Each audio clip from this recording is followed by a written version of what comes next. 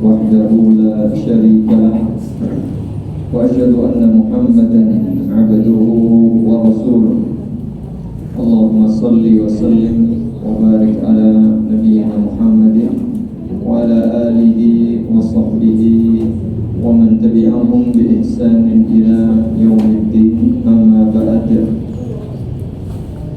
Ibu bapak jemaah yang mudah-mudahan dirahmati Allah Subhanahu wa taala. Alhamdulillah, bersyukur kepada Allah Subhanahu wa taala pada kesempatan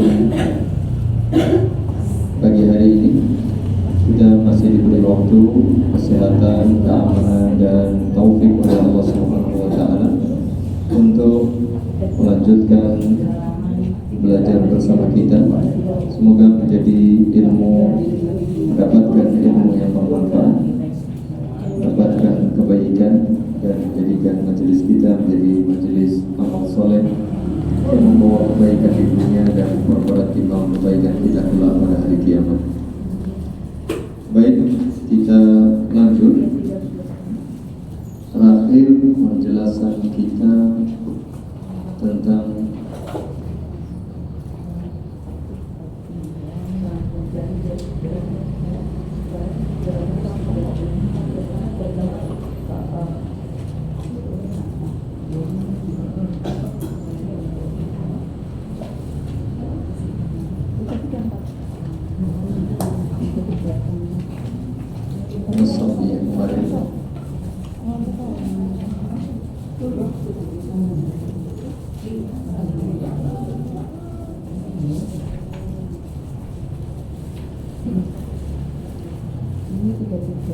hadis ke-333.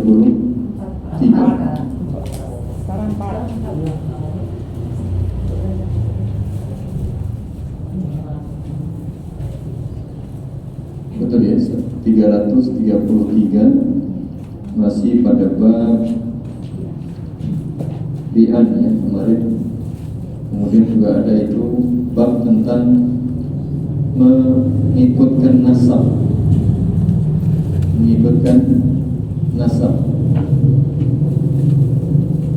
Nasab itu dinisbatkan kepada orang yang memiliki raja secara bahasa, begitu maksudnya yang secara sah dia menjadi suaminya. Anal walad lil firash, itu kalimatnya begitu. Anak itu dinisbatkan kepada suami yang sah, kepada suami yang sah.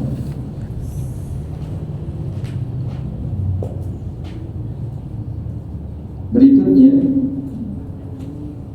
hadis yang ke-334. Ini berkaitan dengan pengaturan kehamilan. An Abi Sa'id Al-Khudri radhiyallahu anhu qala dzukira al-'azru li Rasulillah sallallahu alaihi wa ala alihi wa sallam faqala wa lima yaf'alu dhalika ahadukum wa lam yakun fala yaf'alu dhalika ahadukum fa innahu laysat nafsun makhluqatun illa Allahu khaliquha. Dari sahabat Sa'id Al-Khudri radhiyallahu anhu, satu kali Rasulullah sallallahu alaihi wasallam pernah ditanya tentang azl. Kemudian Rasulullah sallallahu alaihi wasallam bersabda, "Wa lima yaf'alu dzalika ahadukum?" Mengapa ada di antara kalian yang melakukannya? Ketika beliau mengetahui sebagian sahabat melakukannya, beliau tidak menyatakan walam yaqul fala yaf'alu dzalika ahadukum. Nabi tidak melarang, Nabi hanya menanyakan. Jadi Nabi tidak mengatakan janganlah ada di antara kalian melakukan hal itu. Kemudian beliau melanjutkan, fa innahu laysat nafsun makhluqatun illallahu khaliquha. Tidaklah ada satu jiwa pun kecuali Allah yang menciptakan.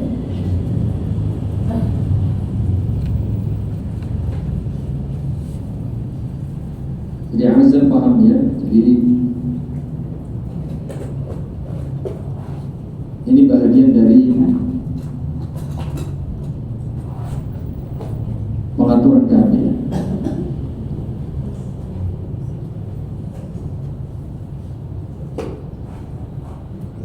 Ketika zaman Rasulullah SAW, ada sebagian sahabat yang melakukan azal baik kepada istri mereka maupun budak mereka. Lalu ada sebagian yang menanyakan tentang perbuatan sebagian sahabat tersebut kepada Rasulullah SAW. Nabi gantian bertanya bahwa mengapa mereka melakukannya? Bukankah setiap jiwa itu Allah lah yang menciptakannya? Karena Allah Subhanahu wa ta'ala telah menetapkan jadi atau tidak janin itu ya Allah Subhanahu wa ta'ala yang menetapkan. Jadi di satu sisi tidak dilarang, tapi di sisi lain Nabi SAW memberitahu bahwa azal atau tidak, ketika Allah Subhanahu wa ta'ala tidak menghendaki terjadinya janin, maka tidak terjadi, karena yang mencipta adalah Allah Subhanahu wa ta'ala.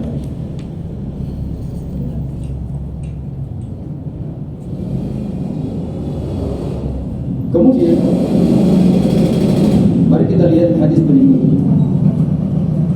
An Jabir radhiyallahu anhu qala kunna na'zil wal Qur'anu yanzil law kana syai'an yunha anhu lanahana anhu al-Qur'an. Lantas apa hukum azal itu? Ini hadis berikutnya sebagai penegas.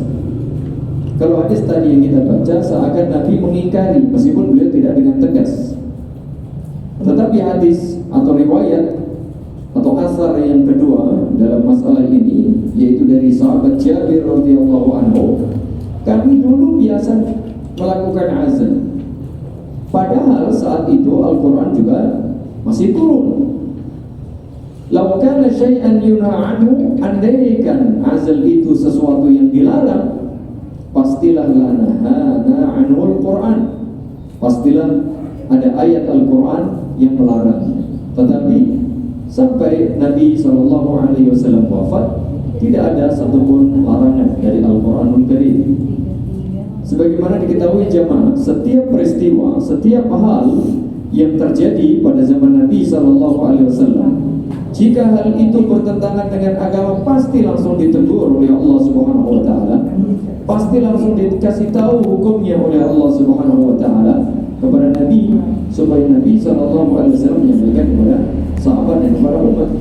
Namun perkara ini didiamkan, berarti kembali kepada hukum asal, akan dibolehkannya hal tersebut.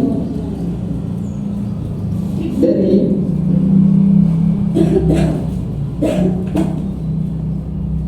dua hadis dan asar ini bisa kita ambil faedah beberapa hal berikut ini. Anna sahabata kanu ya'ziluna ala 'ahdi Rasulillah sallallahu alaihi wasallam, wallahu subhanahu wa ta'ala muttali'un ala 'amalihim faqarhum alaihi. Sebagian sahabat dulu biasa melakukan azan pada zaman Nabi, ya, pada zaman Nabi masih sugeng, masih ada sallallahu alaihi wasallam. Sedangkan Allah tentu Maha tahu, Allah mengetahui. Meskipun Nabi tidak tahu sebelum diberitahu, namun Allah kan Maha tahu atas perbuatan mereka. Lalu Allah membiarkan mereka. wa ka'anna ar-rawiya sawa'an kana Jabir am Sufyan arada bihadza anna al-'azla mawjudun fi zaman at-tasyri'. Jabir dalam riwayat ini ingin menjelaskan kepada kita bahwa perbuatan azl itu dulu terjadi pada masa Rasulullah SAW masih ada, yaitu pada masa masih terjadinya proses pembentukan penyusunan syariat. Ya, syariat belum finish. Bisa jadi ditambah, bisa jadi dikurang, bisa jadi dinasakh, bisa jadi ditetapkan, bisa jadi dilarang gitu. Bisa jadi diubah. Sementara ini dibiarkan. Walamma lam yunzil bihi syai'un atau lam yanzil bihi syai'un, ketika sampai Nabi SAW wafat, tidak ada satu ayat pun yang turun tentang masalah azl, tidak ada satu hadis pun yang melarang dengan tegas tentang masalah azl. Istadalla